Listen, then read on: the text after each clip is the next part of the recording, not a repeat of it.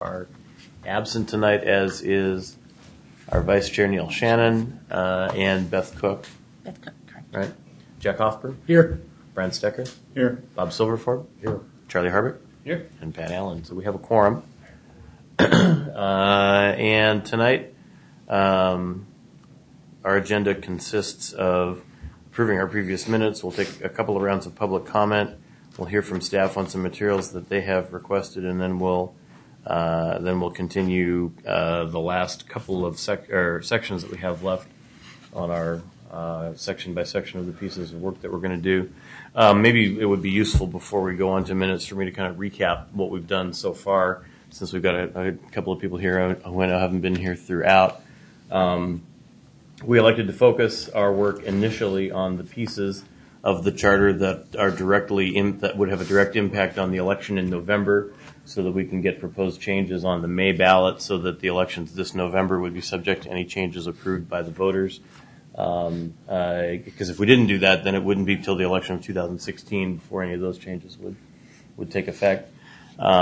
We have, as we've worked through this, we've come across a number of places where there's language or structure or those kinds of things that seem weird, or that we would probably say differently, but that we decided, in the interest of putting a clear package of changes in front of the voters, that we would save those for later work that was truly technical, non-substantive cleanup kinds of work, and focus on the things that really make a substantive change in structure. So, for instance, the recommendation that we have so far to elect from a single list of candidates citywide for councilors as opposed to by position, and those kinds of issues.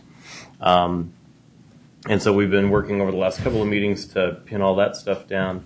And our plan right now, we'll come back to this again at the end of the meeting just to make sure we're all on the same page, is at our next session on February 13th, I want to say that is, February 13th, we'll do a meeting that's half public workshop and half public hearing, so that we basically have tables and people can come and just have a conversation for about an hour about the stuff that's there, and talk with us or each other, or however they want to do it, over the two sections of the charter that we've worked on related to elections.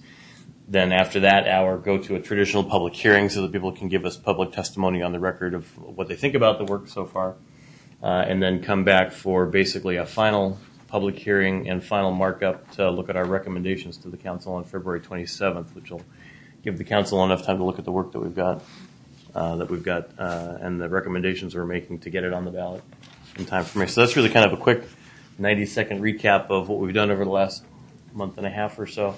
With that, I think I'll go ahead and ask if everyone's had a chance to look at the minutes, and if we've got a note from Neil Shannon with a typographical error in the minutes, and then I think we'll save the rest of his email for later, when we talk about substantive issues. But you want to recap the error he caught? The error was on page 9 of the minutes. At the very last sentence of the page, the word accept was used instead of accept.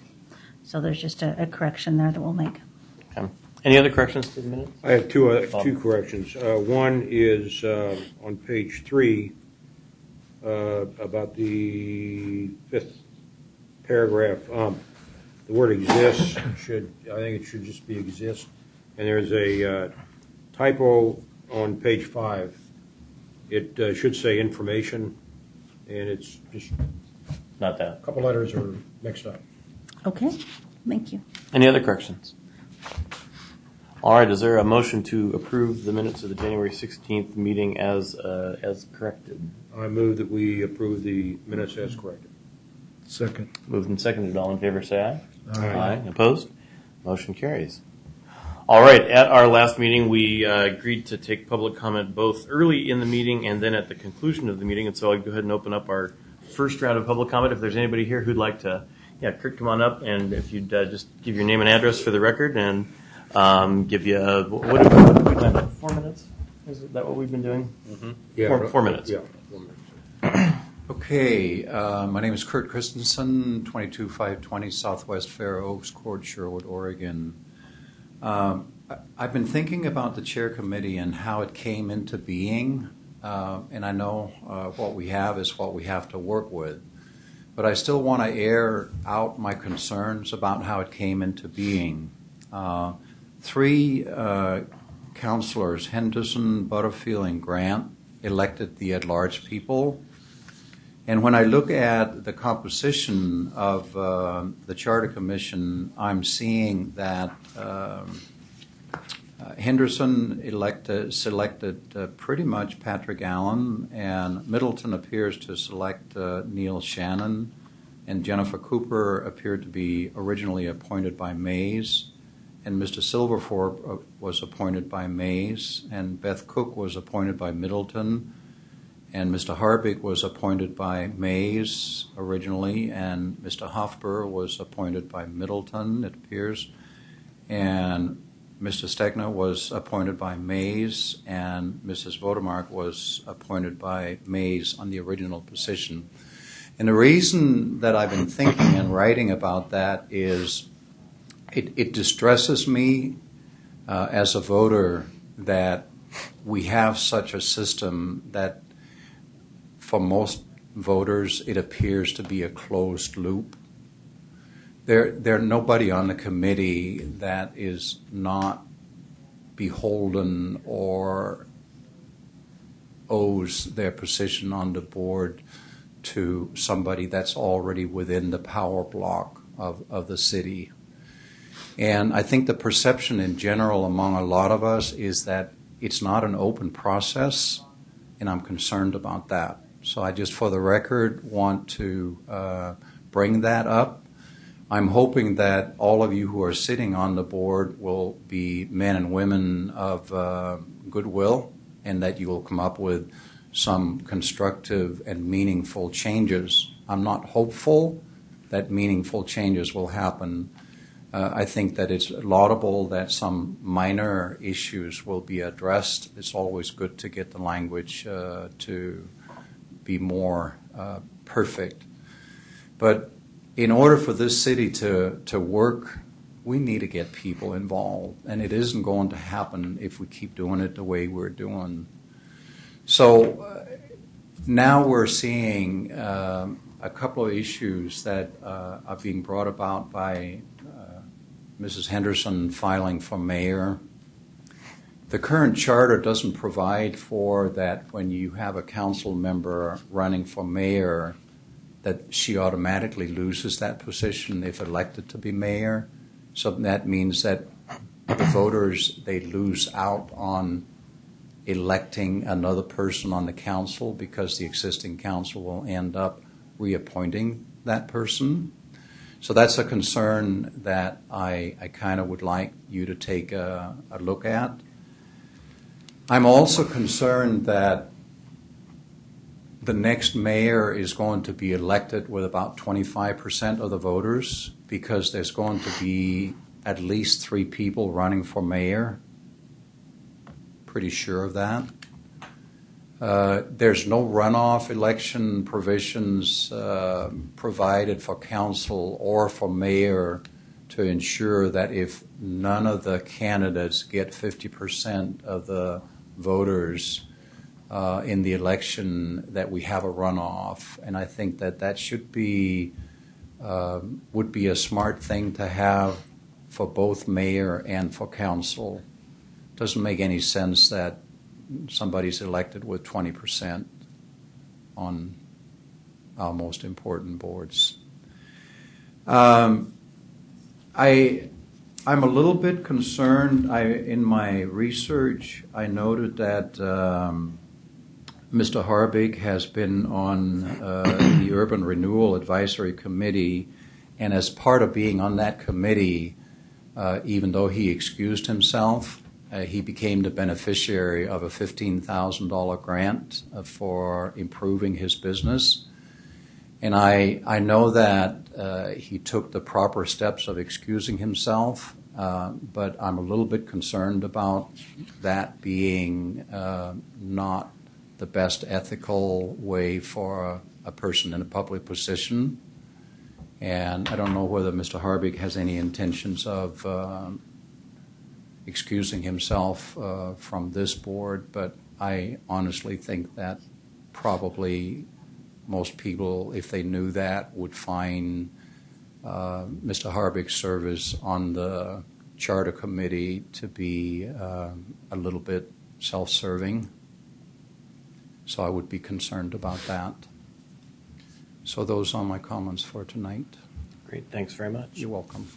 I guess I would just comment quickly in terms of, if people excusing themselves, we absolutely are covered by Oregon ethics laws. I understand that, Pat, yeah.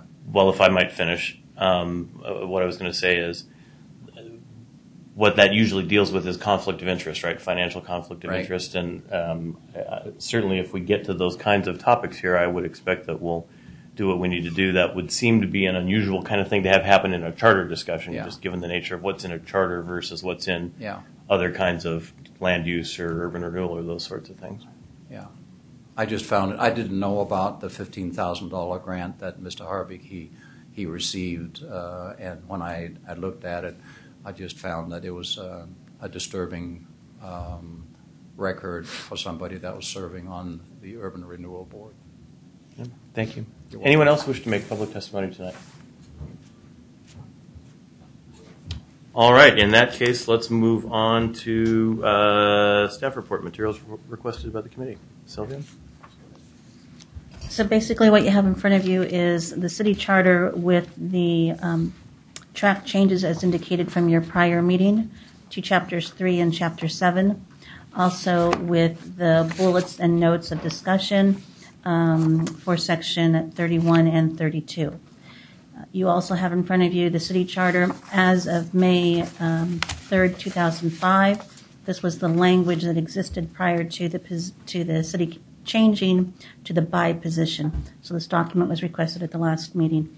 You have 2 draft measure briefs that staff provided to you. Again, based on the discussion at the last meeting, you guys asked for some a beginning of what these drafts can look like. And at this time, this information is just proposed based off notes and a meeting record, and it's completely up to the committee to amend or to direct staff otherwise. Okay. Questions about any of the materials that we've got here?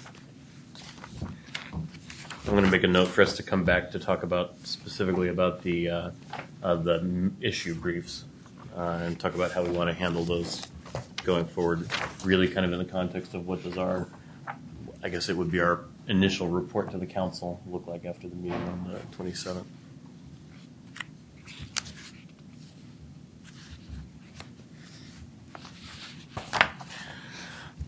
All right, I think that gets us to 31 and 32, which which is where we left off at our last meeting, and it deals with the issues of vacancies. 31 encompasses what causes a vacancy, and 32 deals with what you do about it. And we've got, as Sylvia says, some bullets of some things that we have talked about previously about how we would like to handle that. So let's open it up and see if anyone's got a starting spot.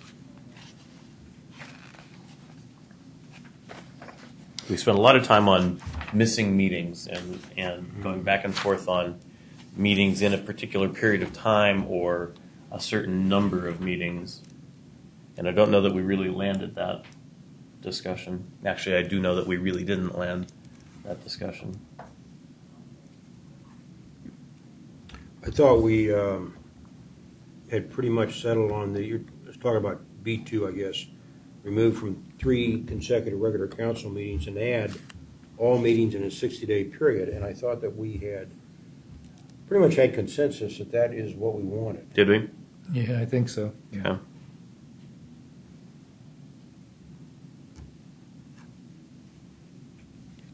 And that takes the place of the absence from the city for 45 days without council consent. Mm-hmm. No, it's an add-on No, to- it's an add-on to that, I think. Oh, it's the 45. Yes, the 45 days, and it's the second half of the sentence. that Second it half. replaces. Right. Got it. Okay, sorry. Catching up.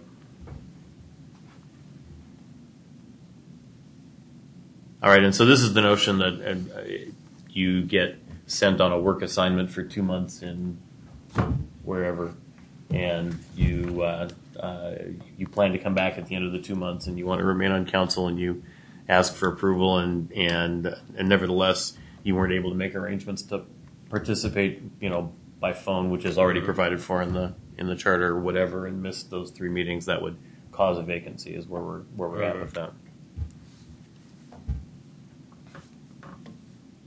Everybody comfortable with that? Okay. Sylvia? I'll comment later. Thank you. Okay. Yeah. Then there's a discussion about city limits, and my recollection from our earlier discussion was that there were issues about limits and boundaries and those kinds of things that we'd kind of put in the category of, if we feel like we need to do that, let's save that for a technical cleanup charter amendment, since it's not really a substantive change. Are we still okay with that? And Chair, Yes. Allen, you may recall, Section 3 defines the city. Right. I think it's defined in there because this came up in a Chapter 1, different- Section 3, Right. boundaries. Right. So wherever in the charter where it says to reside in the city, you can refer back to that definition. And Which define- includes the limits, right? Yeah. Okay. That gets us to B8. Talking about filling a vacancy pro tem. So someone is going to be in a circumstance where they are going to be gone for a set period of time, the ability to provide an acting council member, I guess, or council member pro tem as it's discussed here. I'm not sure how I feel about that one. So that would imply that when the counselor was able to come back, they would, Take their seat back. yeah, I would have to say I don't like that.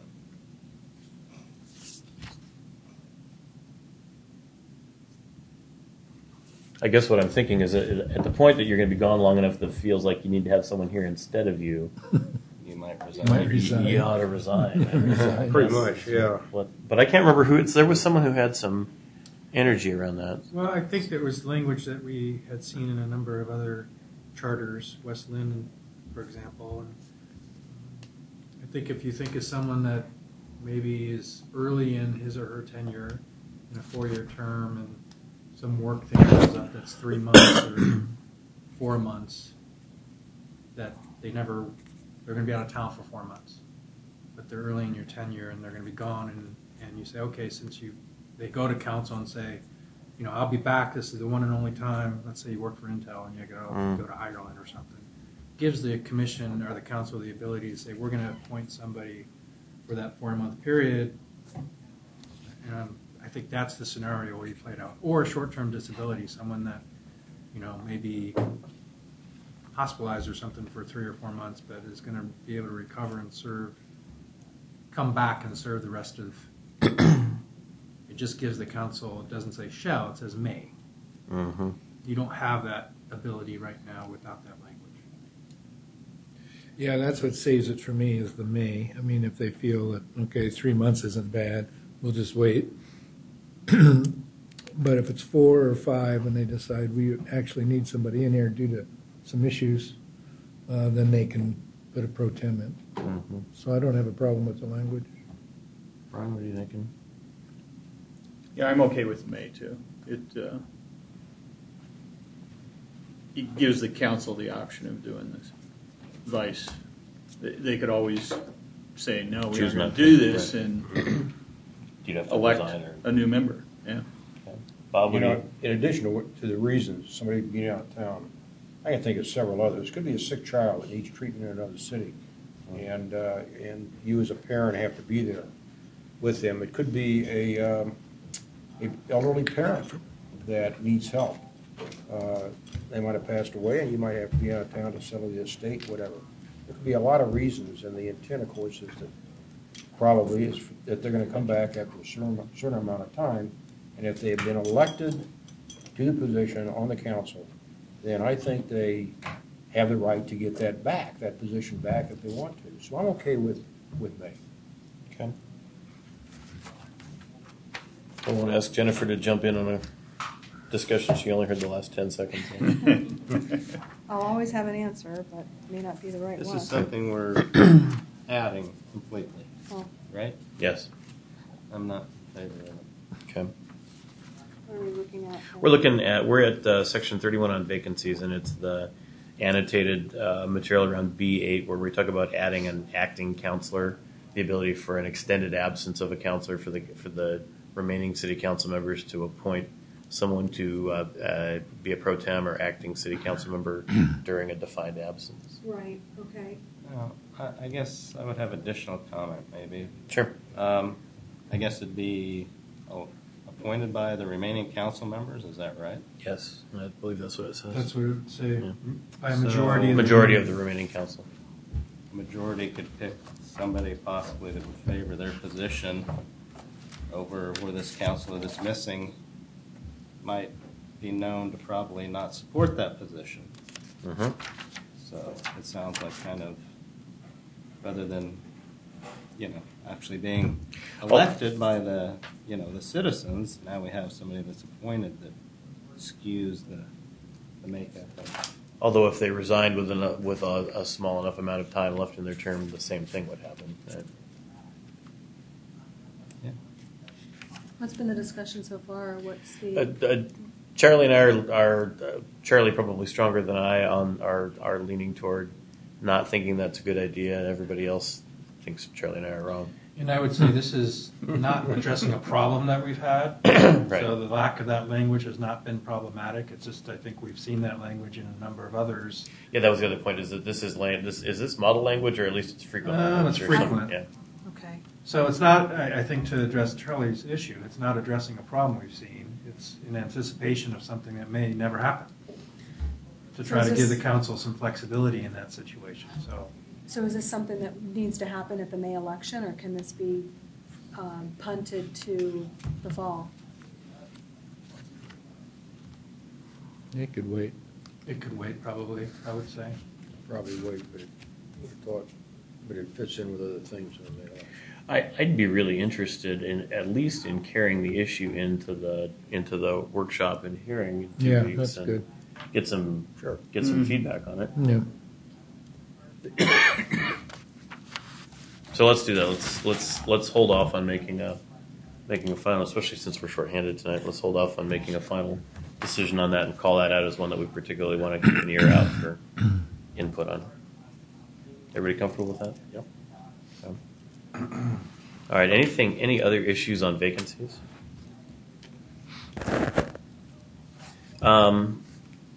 So it might actually, one of the issues that Kurt brought up might fit here, which is the notion of a vacancy caused by a counselor running for another office in the city.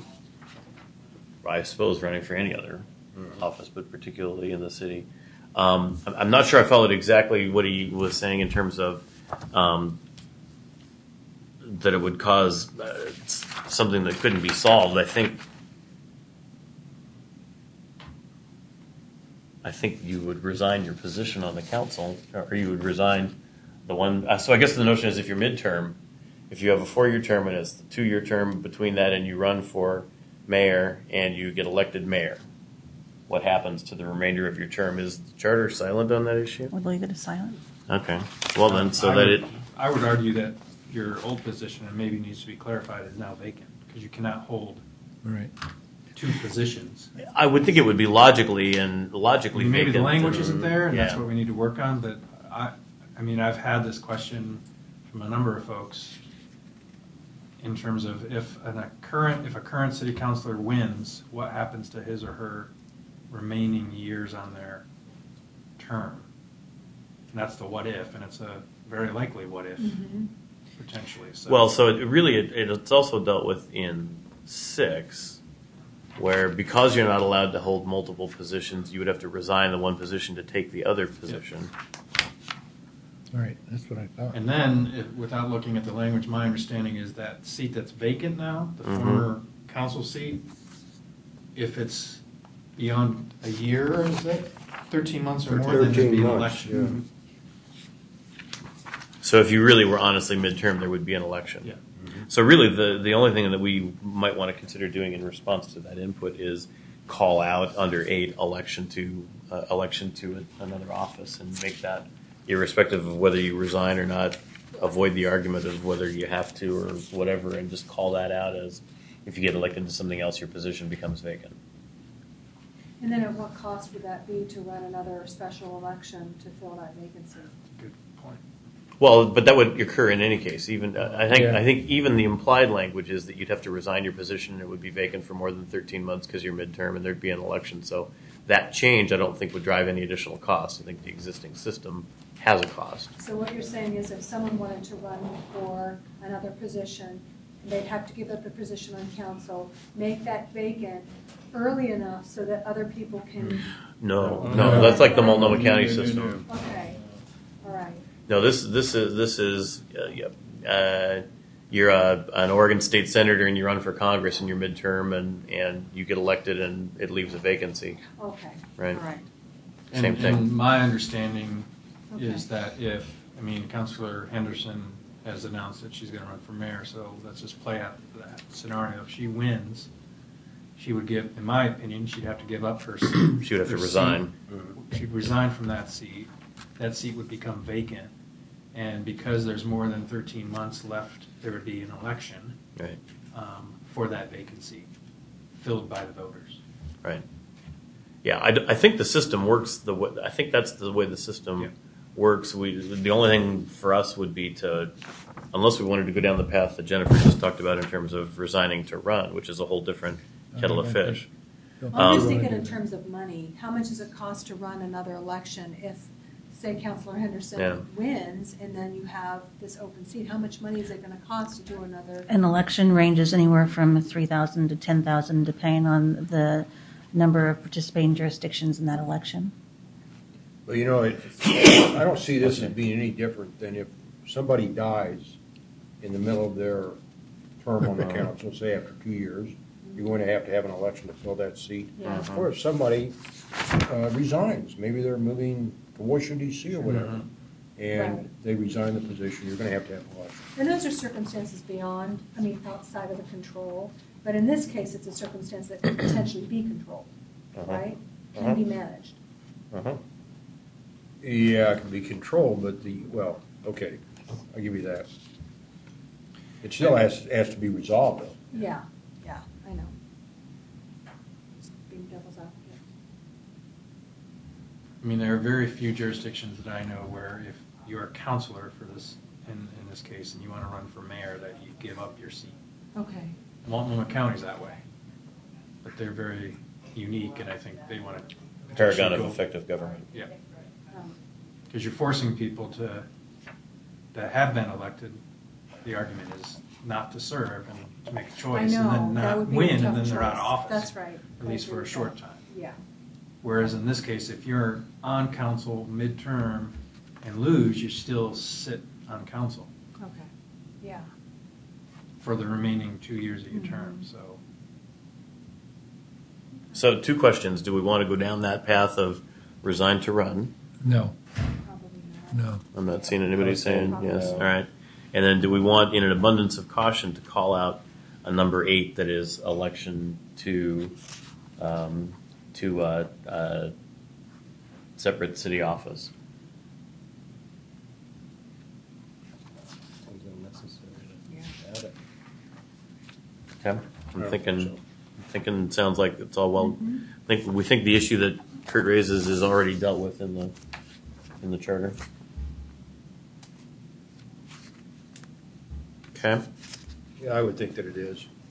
Has there, Sylvia, you've been around for a while, has there ever been a situation where a person on council, just the situation we're talking about, opts to run for mayor, was when Keith originally ran, was he on council at that time? Yes, he was a council member, yes. And I wasn't the clerk at the time, so I really don't know what the dynamic was. Mayor Cottle was the mayor at the time. Keith was the council president, maybe. He ran. I don't know if he ran unopposed. I don't know the details of that election. I don't remember in either his case or Mayor Cottle's case whether when they ran they were both on council when they ran, but I don't remember whether they were midterm or not. I don't remember there being special elections. I almost think maybe their term on council was up and then they, Yeah, as yeah. opposed to running for That sounds- council again, they yeah. ran for mayor. After Mays. No, when Mays was a. And he ran and went I Colorado. believe that Okay. his council term was up and then he ran. Okay, okay. Yeah, because if you run at the end of your term, Then you're done. And it's. Yeah. you either win and you're Up- the up mayor, or out, or yeah. you're done. Right, it's not an issue. Yeah. It's the midterm stuff that is a little confusing. Right. Where is the wording about holding other offices? Is that in here? Yeah, it's because we actually talked about it. Yeah, I remember. Can't remember where it is.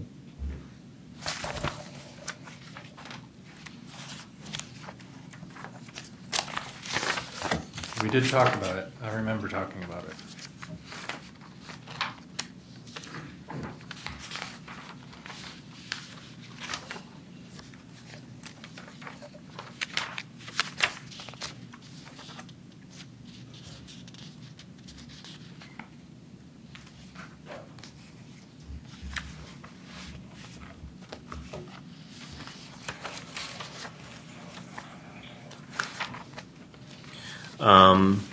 I think it might have been in 27 qualifications under at the beginning of 7. Though there is language there now that says no person may be a candidate at a single election for more than one city office. Oh, okay. And we talked about that's a saying can. other things at that point.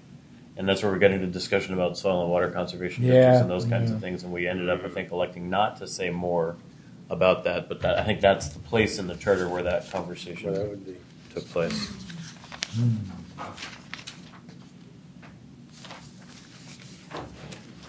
Well, I would say you couldn't run for council and mayor at the same time. You know, unless I'm missing it somewhere else, actually, that doesn't clearly say No, it doesn't. that if you are a counselor and have 2 years left and run for mayor and get elected, that you don't. So we may actually have to put in an 8 Right. is elected to a different city position. In B, 27B? Or where? Where would you at? Right. Well, no, I would say that No. we would add it at 31. It's- We would make 31 8. Right. Why do we have I'll look. to, why do we have to add it? What's the, Because all 27 B says is you can't run for more than one. It doesn't say you can't Right. be more than one. well, you If can't you- really be more than one, though, because if you're elected to a new position, you're automatically Where does it say that? out of the old one. Might not actually The book say of that. common sense, no. So it doesn't say that, no, okay. I think it may actually need to say that. Do you know if there's any state election laws, Sylvia, that cover that? Not Any off, chance? not off the top of my head, yeah.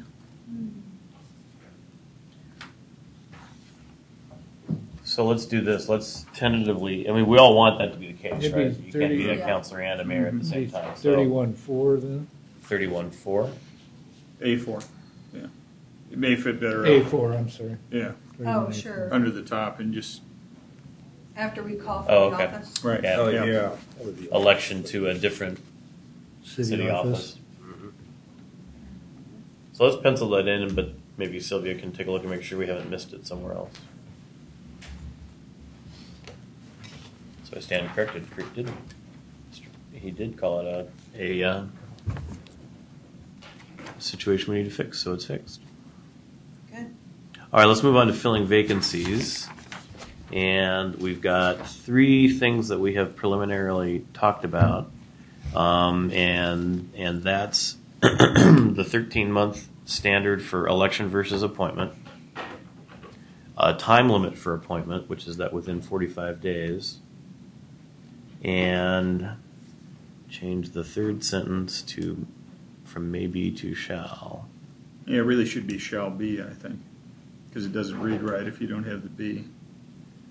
Yes, a mayor or council vacancy shall be filled by appointment by a majority of the remaining council members. Yeah. Mhm.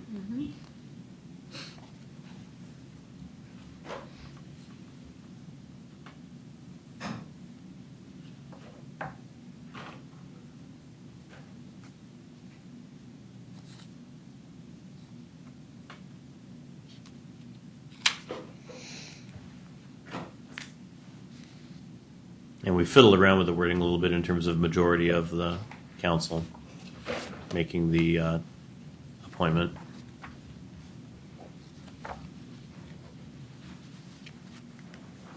Let the record show that Councilor Henderson has joined us.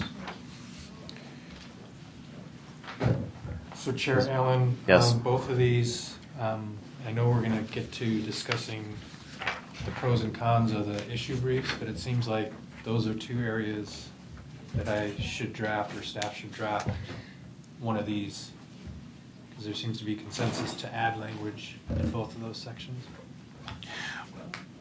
Well, yeah, the 45 days, I'll just speak for myself and see if people agree. I think the notion, the discussion we had a couple of meetings ago on the 45 days was we didn't want the council to, for lack of action, eat up a bunch of time that people were left unrepresented, and we wanted to put a time limit on that so that they had to act.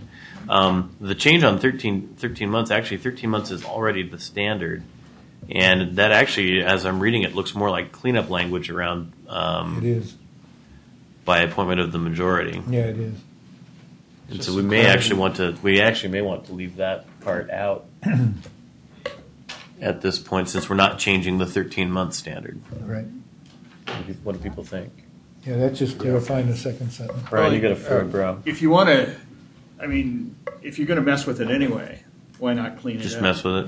Yeah. Yeah, Yeah, if that's you're the going to put point. the 45 days in, you might as well. I mean, add the- We're already in the section, so go ahead and fix The it. idea It's in with the cleanup same- isn't to confuse the electorate, you know. Right. That's Yeah, but- right. And it's But in, if you're going to confuse them anyway, you might as well really confuse them. and it's Well- in the same sentence. Brian's going to write the explanation on that. I mean, that's so devil's advocate on that point is people see that change language and do they? There's a chunk who think we've changed something even though we haven't really changed anything. With Well, that they'd be thing. thinking that anyway with the 45 days, right? Well, the 45 days we are changing something. Right. Yeah. And it's in the same sentence. I guess I'm agnostic either way. What do you? You What, existential. If we're So, changing the sentence, I say we fix it? We change it. Bob, where are you at? Yeah, I'll probably fix it if we were. Charlie? I'm good with that. Jennifer? I'm fine. All right, so we're going to take all three of those with the fix on the third one, where we change maybe to shall be. Anything else on filling vacancies? So really, then our issue brief on filling vacancies is we have some cleanup to the language, but the main point of the discussion is to force the council to act quickly Exactly. to ensure adequate representation for the citizenry. Okay. All right, then let's take up the other issue that Kurt raised, which isn't here, but we may as well go ahead and tackle it, and it's the notion of whether we want to add runoff provisions in the event of a multi-way race. And he raises a good point, which is, and again, you know, Portland is kind of a good example where you get 8 million people who run for mayor, and you know the top two have 7% and 12% or something like that, and so then you have a runoff. Obviously, we wouldn't typically probably have that many, but having 3, 4, 5 is certainly not impossible to imagine. What do we think about that? What are we thinking? Majority then? Well, I think the idea, if you have a runoff, what you ordinarily would do is you'd have Top two vote getters. you'd have the top two vote getters, and then if you had more than two, then you'd take the top two from that election, and they would go into the next election, and whoever wins that election, you wouldn't necessarily say majority because you could have Right. write-ins or something funky like that, but whoever gets the most Well, votes. you could have, yeah. Is that a special election then? Well, so we would have to change the timing of the mayoral election as well. So we'd have to make the mayoral election a spring election with the opportunity for so this is where there can be trouble with this system, which is you can have a spring election called for, and if the person in that election gets 51%, then they are the mayor-elect for the next 7 months. Correct. Or if they don't get 51%, the top two go on to the November election, and whoever wins that election becomes the mayor-elect. And it's the 7 months that's kind of Who's the mayor in the that's the hanky 7 part. months? Are there The existing mayor is the mayor for 7 months. Are there no provisions if we wanted to leave it November to do a runoff after After the November November? election? I suppose we could do it that way. Chair How long does it Beaverton. usually take? Well, Beaverton has that system, and I worked in that system. November and then, They have a spring primary Mhm. every spring for mayor, and actually, I believe even for council. So you could have multiple, 3 or 4 candidates for mayor.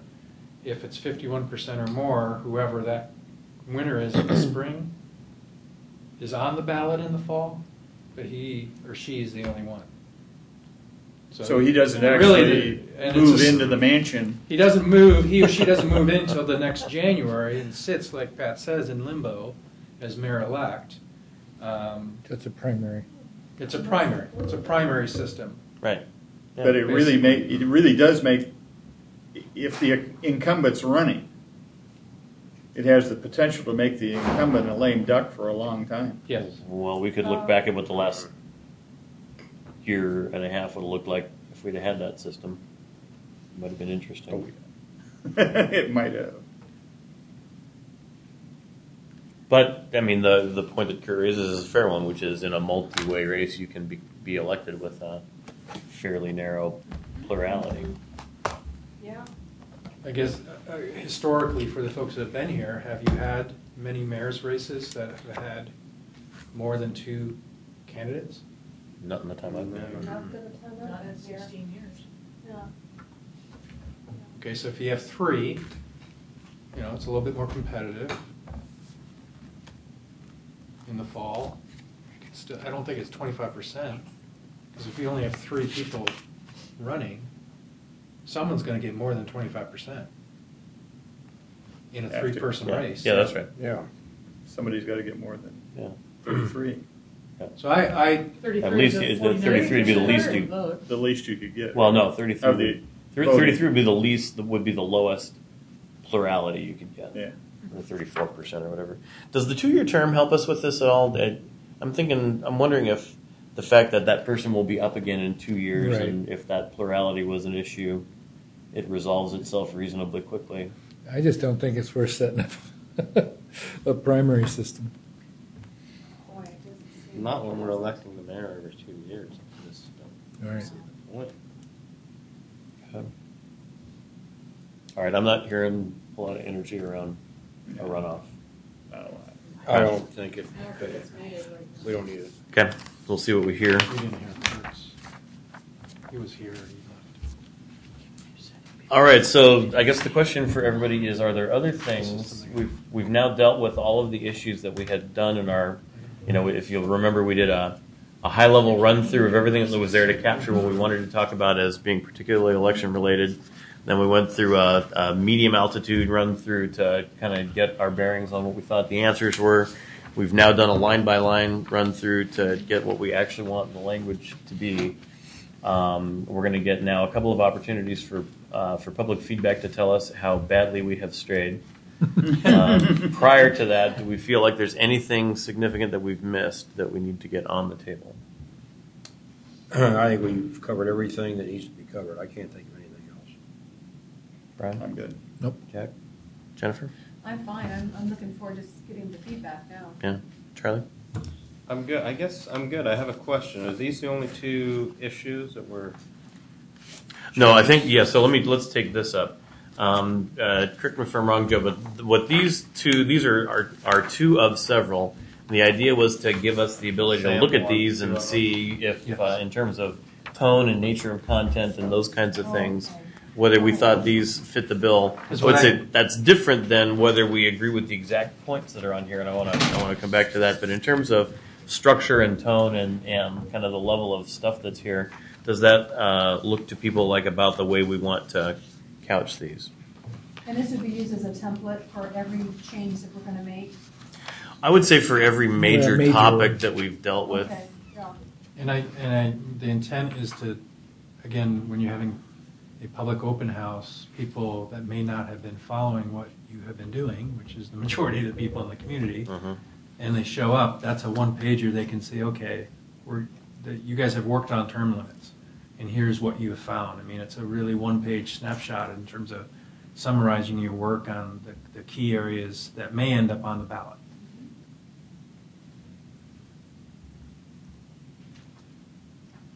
Okay, so what do you want to do? Just run down these? Or? No, what I wanted to figure out is structurally, do these look, whether you don't look so much at the individual points in terms of the level of detail and how far they went down. Do these look like the right way to describe this stuff? Are we thinking about to the committee recommendations? Are we thinking about adding the actual wording of the section? That's to what I was gonna say. I that? think You it would could. be nice to have what I the think we issue should. is, what the language says, and then what we found, or that, so up in the middle somewhere or at the front, the beginning, add verbatim what is existing in the charter, right? And then what the Yeah. issue was with that. Good idea. Okay. So we'll add, Even if it's not addressed in the chart, you would just have a comment that Well, I this think issue is it's not important, addressed. if I was, the citizen looking at this, I would say, I see Measure A, term limits counselors, but there's no description of what the issue is about term limits and counselors. yeah, so we could have There's no context. we could have an additional section that is existing charter language. And in this And- one, there is no existing charter language. Right, and Yeah, and it would Yeah, say that's none, my and it would point. say none. Yeah. Yep. And it would say Right. none. And then it would say proposed charter language, and then Yeah. have the language that we've proposed. Okay. Or conversely, it might have existing charter language which has language and proposed charter language none, because our discussion was that we thought the way we talked about it and went through the issue and decided not to change it. Does that work? Okay. Do we feel like we want to have one of these for each of the major issues available in 2 weeks for the workshop? I would think it would be Yeah. necessary. It'd be great. Is Yeah, that it's- feasible? We can do it. I think it's feasible with, there's a couple things that I have outstanding questions. One, what are the list of Mm-hmm. briefing papers? Are there 5? Are there 7? What are those? So getting some agreement tonight about what those are. Yep. And then it's really getting the ability that whatever the documents are at that event, that the committee, at least the consensus of the committee is that the language is accurate. So when I drafted these, I was trying to, based on what I heard, I may not have hit the right mark. So there's some ownership of the work you've done. I don't know if this is the right findings, the right conclusions, if I've touched them all. That's my biggest concern. And in 2 weeks, can we get that consensus or not? Right. Well, how are we going to get it if we don't meet again before the open house? Yeah. Well, that's Yeah, Well, so you're so- saying what I'm thinking, and that's, do we really want to throw these out in front of the public if we as a group haven't, No, I. looked yeah, I at them agree with that. and We agreed, don't- have consensus that this is right? Well, let's talk about what the list is, because we've got some things in here that we need to talk about whether we want them for this package of changes. If you go back to 3, we have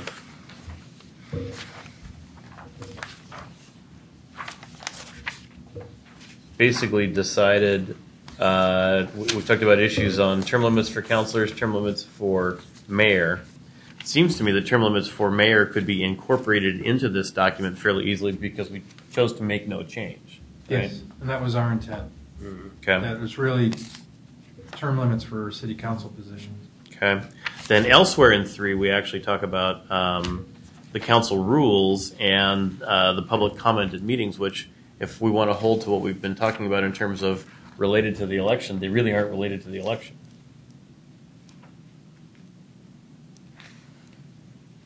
Did I lose you?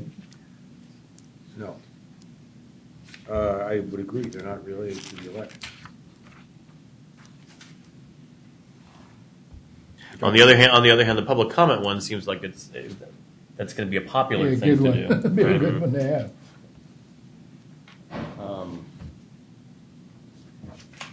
So let's just keep ticking through the changes. So we Well, could have council one. rules kind of are.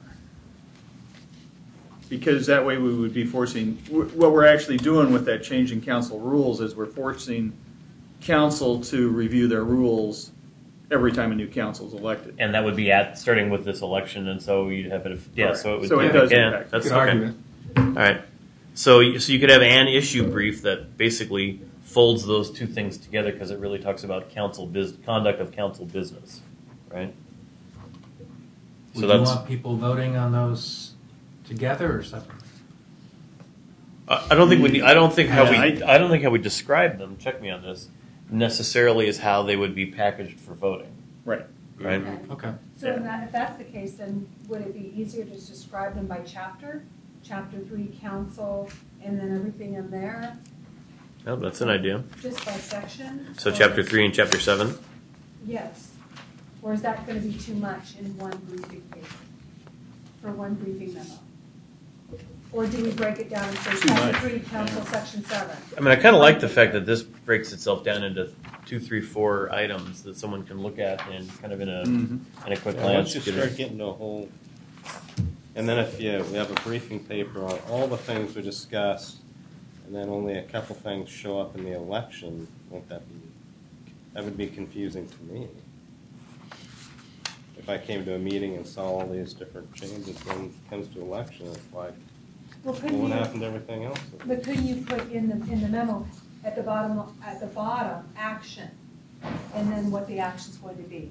For May ballot, action, for, you know what I mean? Well- So that as Well, I a thought- citizen and you're reviewing that. Council you know- gets to decide that. So I think Right. that's the key point to tell people. Just because the committee is recommending it, it doesn't go to the ballot. The council's going to decide of all your hard work. You may have 7 items for the May ballot. They might say, we're only going to do 5. So could you say something like, committee proposes to council for May ballot? Committee proposes to council Yeah. for November ballot? Yeah. So check me on this. I think we only have 4 of these issue briefs that we need to do, and 2 of them are already written, and we can look at them tonight and see if they look all right. I think we have one on term limits, which is both with respect to council and mayor. We have one on conduct of council business, which is the rules and the public testimony.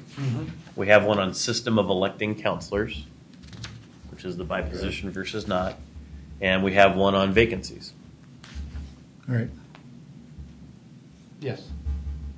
Yeah, and I would agree with all 4 of those. Those are major things. I guess I'm against dazzling everybody with too much stuff. Mm-hmm. And I mean, it goes back to what you were saying, Charlie. Yeah. Just hit the major things. Right. That's what we want to get the feedback for. I doubt that there are very many, if any, people that care about when the council must adopt rules. I'd say the majority probably don't even know the council has rules. I think So- some of the council might not know the council has rules. So why have stuff like that in here for the workshop? Mm-hmm. Let's have the major things and get good, solid feedback on the things that really mean something. And so far, the 2 that I drafted with Sylvia's help are the 2 major ones. So let's take a look at these 2 and see now in detail if in terms of the actual words on the paper, if we think they look about right or if we think that there are omissions or things that we think need to be changed. And maybe let's just give everybody a couple of minutes to kind of read through both of them quickly.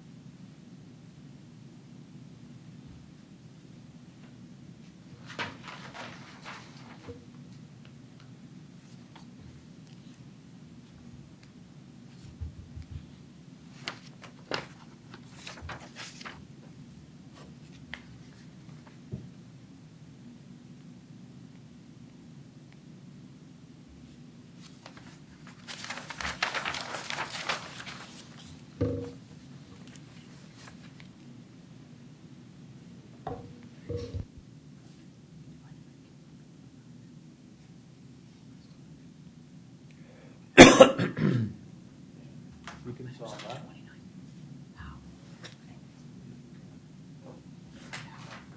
Can you pay him to vote? Funny, Charlie. A box of Girl Scout cookies for every voter. Yeah. And It's kind of like, it'd be like pay for me. It'd be like pay for me. Get a sticker if you put your ballot in the right box, not the library book return box, too. That is a lot of pressure.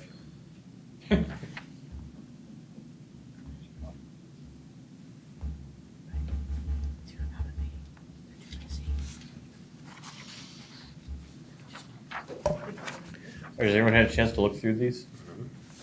Let's go to the term limits. The only change I think I would make is I would delete the reference to counselors because this issue brief actually talks about both counselors and mayor. So just leave it at term limits. Term limits. It's just yeah. term limits. Just call it term limits. Yeah. Can we add reference to the chapter and the section number up at the top? Well, if you're going to put the existing charter language up there, then it'll, Yeah. If it exists. If it exists. So Yeah, if term it limits, there is no language oh, related that's to right. term limits. You're right.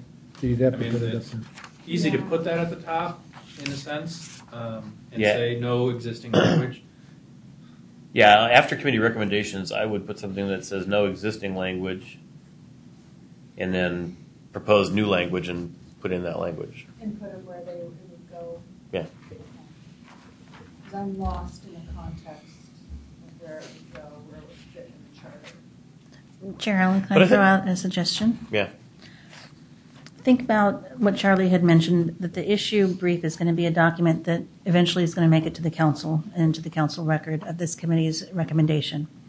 At that public open house work session, is it possible to have a document similar to the one that we provided to staff or to the committee of the discussion bullets? That way the committee sees every area that was discussed, why you chose not to discuss an item, why you skipped over it, and then that discussion can be all of Chapter 3 and all of Chapter 7. Somebody might find a certain section important, or someone else might not care about that section. But the bottom line is this committee discussed it. You also narrowed it down to what's going to be on the May election and other items that you're going to wait for the November election. So the committee members or the community members know, okay, you guys discussed that, but you're going to wait till November. So that way they know of all the discussion for obviously the people that aren't here and haven't been here. They see all the discussion, and to save this issue brief for your final type of a format to the council. The issue brief is maybe too premature right now for the public. That's a good point, because your recommendations could change depending on what you hear from the public. That's a good point. What do you guys think about that? I like the idea. The good thing is the notes are here. Yes. We can add to those notes based on the last 2 meetings. Just kind of add a few more bullets there to kind of enhance the discussion. And I think we can probably narrow down the timeline to get that to you. Okay. And these could be draft. You could have them, so if someone asks you, well, why are you even considering term limits? Mm-hmm. What are the pros and cons of that? You know, that you have something to kind of work off of besides just what you remember, so. Because you'll get those questions, Right. Yeah. especially on term limits. Right. Mm-hmm. Does that system work for people? Sure. All right, so then what we're going to do is we're going to have that document that Sylvia's going to produce based on, which is really just the document that's been ongoing, so there's not something for us to have to look at between now and the 13th. It captures all those points. What I would suggest is that we do kind of like we did for the town center plan when I was on planning commission and set up 2 larger tables. One is a chapter 3 table, one is a chapter 7 table. We disperse ourselves amongst those tables. And we've structured the first hour in 2 half hours so that people can switch tables if they want to, or sit for a whole hour and yell at us about chapter 3 if they want to. And so we spend an hour in that conversation at the table about what's there. And then we recess and come back in a hearing format for the second part of the meeting and take actual formal public comment so that people can say, okay, I've listened to an hour of conversation and here's what I think you should do, or whatever they want to tell us in public testimony. And then we come back on the 27th for another round of public testimony, and then we basically go over the issue briefs and use that as a vehicle to make our final decisions of what's going to go in the final recommendations to council. And so when we come out of that, we'll have, here's the language that we proposed to council, they put on the ballot to be changed. Here are the issue briefs for I think it'll still be the 4 topics that I ticked off that back that up, and probably a cover memo that'll cover some of the initial stuff we did around the principles that we followed and the decisions about narrowing the scope to the election and those kinds of things. How does that sound to people? Like a plan. It'll work. Plan. Yeah. Good plan. I think that's very doable. Thank you, Sylvia. Yeah, that's a great idea. Yeah, good idea. All right, in that case, we have a plan. So before we go too much further, I would like to recap the amendments or proposed amendments for those two sections 31 and 32. Okay. Okay. You would like to, or you would like me to? I would like you to. I was afraid that's what you probably meant.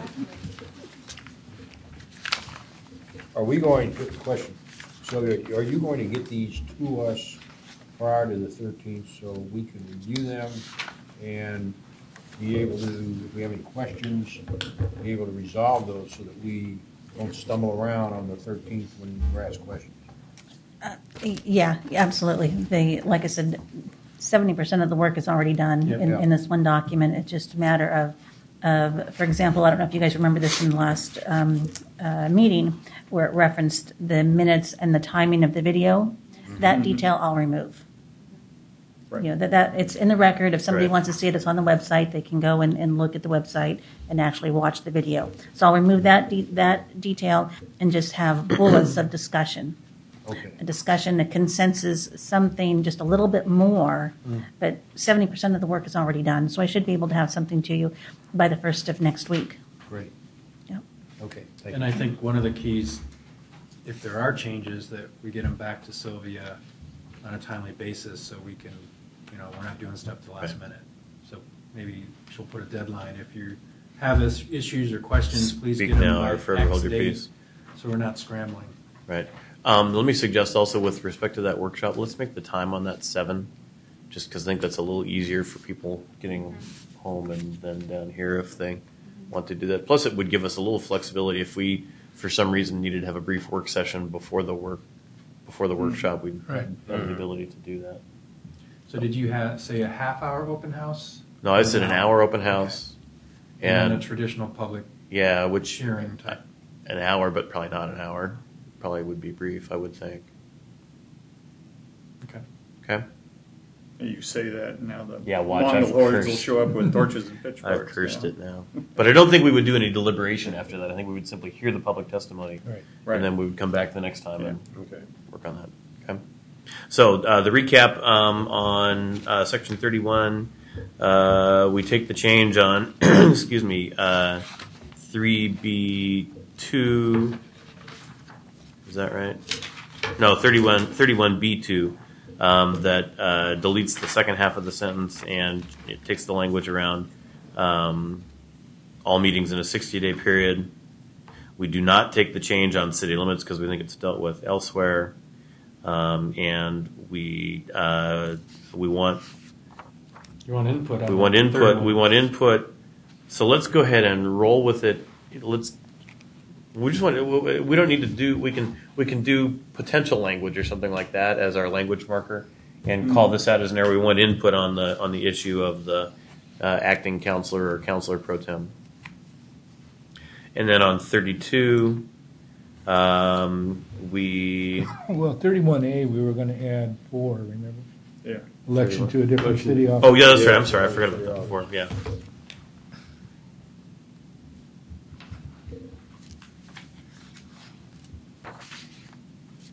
And then we're going to take all 3 of the changes in in 32, which is clarifying the language on 13 months, although the standard stays 13 months. We're going to put the time limit of 45 days, and we're going to change the language from may to shall in terms of appointment.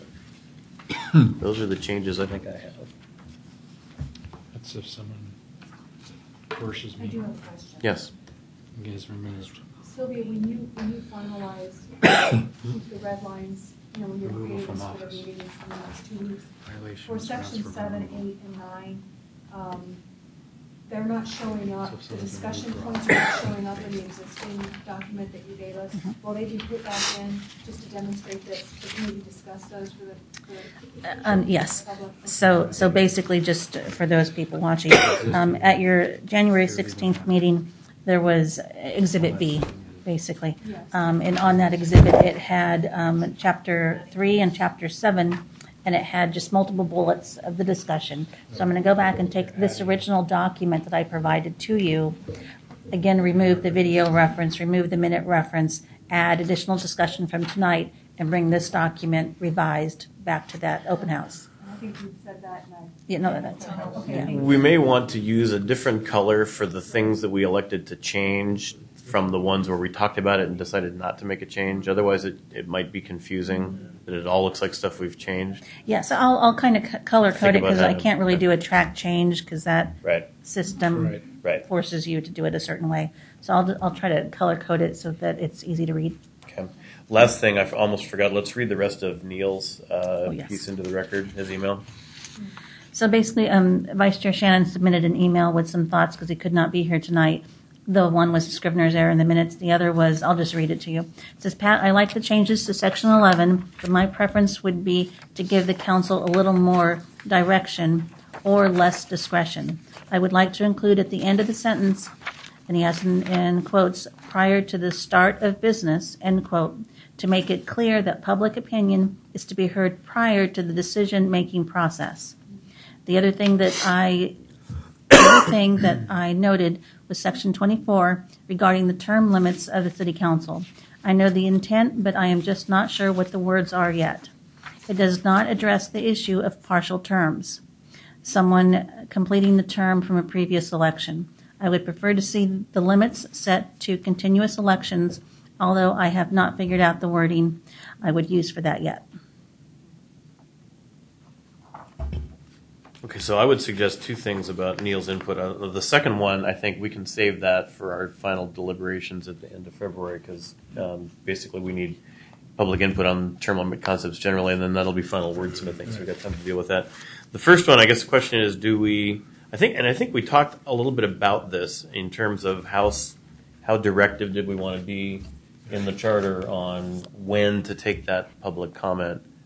And I've actually, we've added it to the end as well, and I think there are arguments either one. You want to make comment after you've heard what they've done because you want to tell them what you feel about what they've done. You want to give them comment before they do it so that they know what you think before they do it.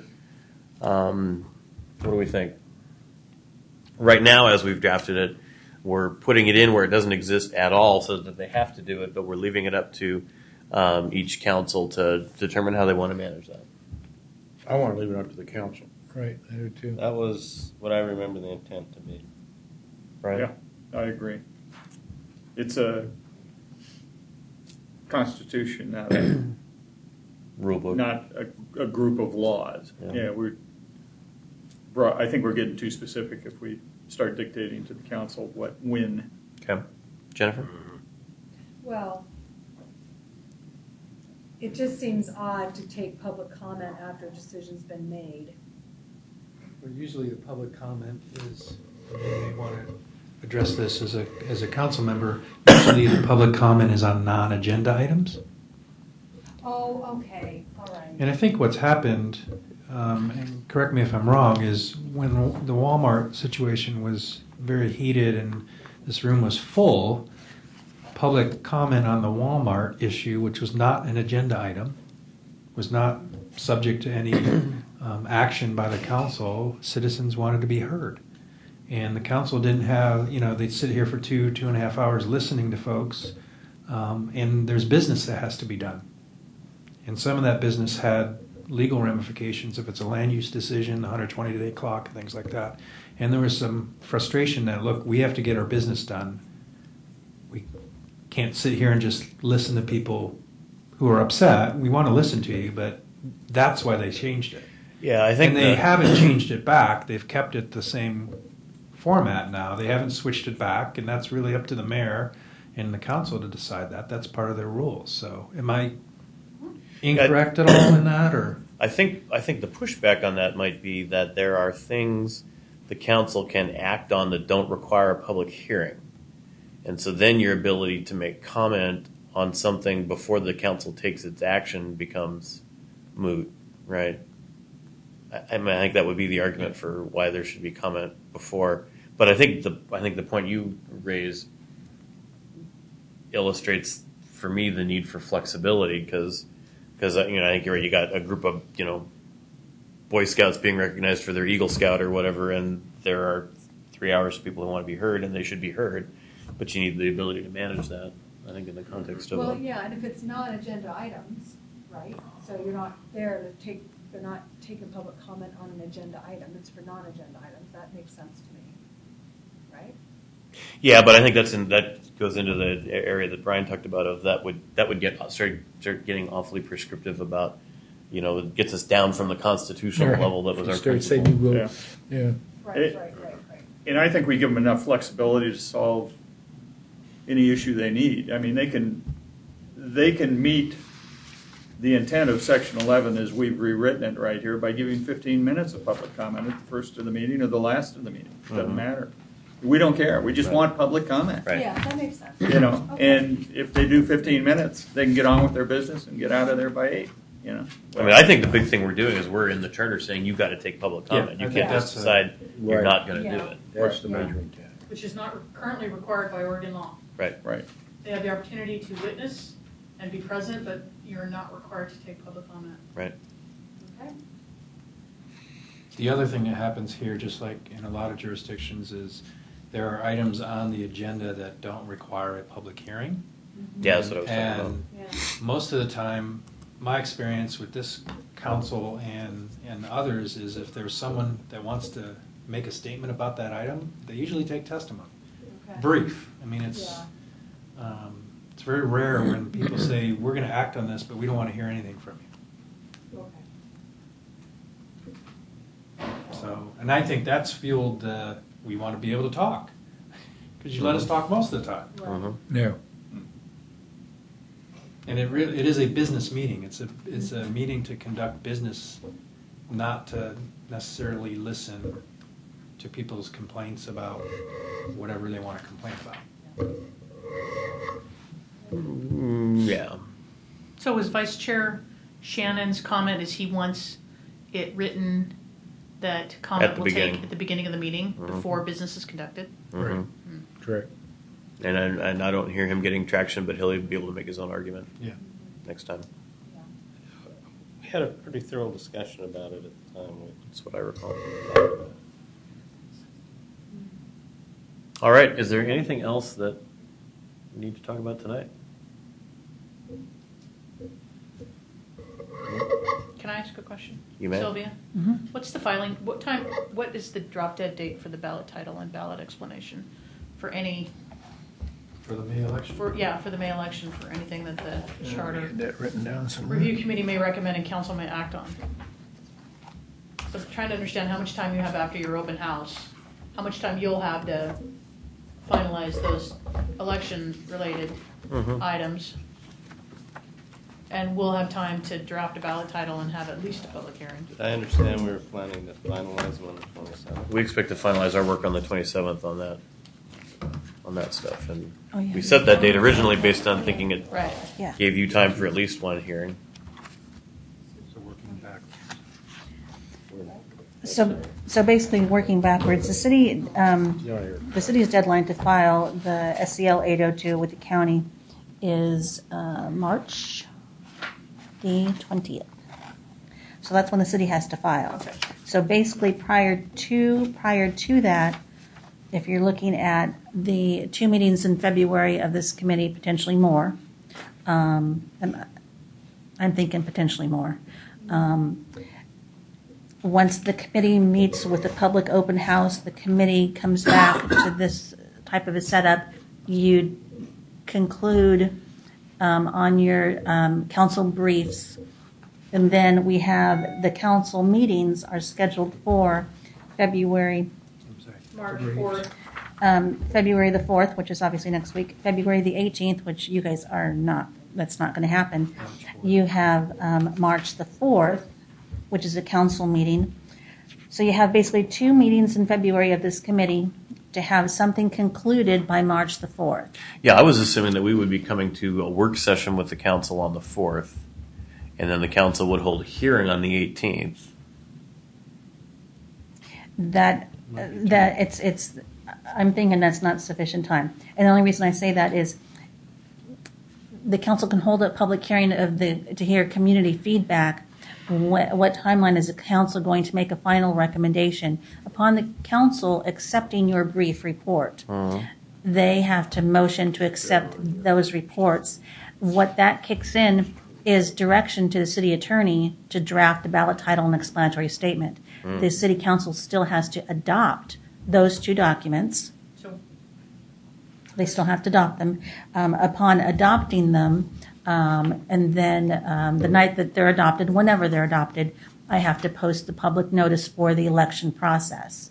So the key there is allowing the council time to consider your recommendations, accept the public hearing from the community, and then have time to discuss it All right. themselves and make changes. So that means we don't need our final meeting on the 27th. We need our final meeting on the 20th. Of February? Yeah. Or, can I make a suggestion? That if you do your final meeting on the 20th, we have a work session on the 27th with the council. On a Thursday? Yep. Just a work session. We're not gonna make decisions.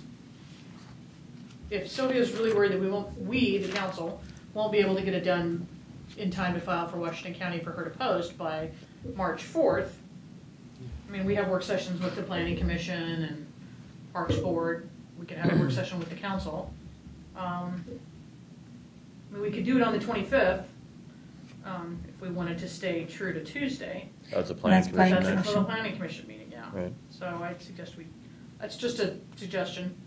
All right, so basically we're adding a meeting the 20th. So we'll meet each of the 13th, 20th, and 27th. The 20th would be the meeting where we have a public hearing and finalize our recommendations. 27th would be a work session with council to go over our work to that date and hand off our stuff to them. Does that work? I think that'll work. Mm-hmm. Go ahead, I bet I said we have a meeting on the 27th. Do you think that would help, having a work session? Absolutely. Yeah, Absolutely. Yeah, I think that the work session is key here. So when you say hand off on the night of the 27th, which is the work session night, is it the intent that this committee is going to hand those briefs over and they're going to be somewhat complete? Yes. So on the 20th, we would basically be finalizing our recommendations with respect to findings, whatever else we want to say about the work, how we suggest they be grouped into ballot pieces. In my own mind, I'm thinking we're actually recommending 4 charter amendments along those same 4 lines of what we talked about before, and then the specific actual language that we're recommending, and that's what we hand off to council at the work session on the 27th. So maybe we have a work session first with the council, and then you reconvene after meeting with the council for your final language. In case something we get something from the council that Okay. Mm-hmm. That same night? Because it would be pretty hard for you Yeah. to do your work with all of us present. So council can come, we can listen, ask questions. I can ignore almost anybody. I know you can. They're really And distracted. then you would reconvene Yeah. to finish or wrap anything up. So Yeah, because You know that's what? still not looking like more than a 2-hour meeting, an hour with council at most, and Right. an hour after. Yeah. Okay, Okay. and then we can probably take a bit of a break and then reconvene to begin going back through other provisions that we haven't yeah, March considered is yet. spring break anyway, so. Okay. So All right. would it be safe to begin to at least invite the council for the 27th so it gets on their calendar? Yeah. Mhm. If they can't make it, they can't make it. Are you okay with that, Sylvia? You had a- Yeah, no, I'm thinking, is it a committee meeting, a charter committee meeting with the council coming? Yes, or we'd is be it- inviting is- the council to So it's not a charter- city council work session It with would be the a committee it would coming? be a committee work session, but if a quorum of the council is here to talk You about have a to post topic, it it would anyway. still need to be noticed, wouldn't it? Correct. Yeah. I just need to know how to where do I file that record? Yep. Is it a council record Yeah. or the committee record? That's it's a committee record. It's our meeting that we're Okay. inviting them to Okay. come to. Because you're giving an opportunity to have some dialogue, not just, here's our work, Right. go do something with it now. Right. Right. So we'd want to be in a position where we could get after the 20th. We're actually we're pretty close to then after the 20th being able to hand them stuff they've got some time to look at before the 27th. Okay. Okay. Anything else? If not, all those in favor of adjourning leave. Those opposed stay. I think we're done. Thank you, everyone.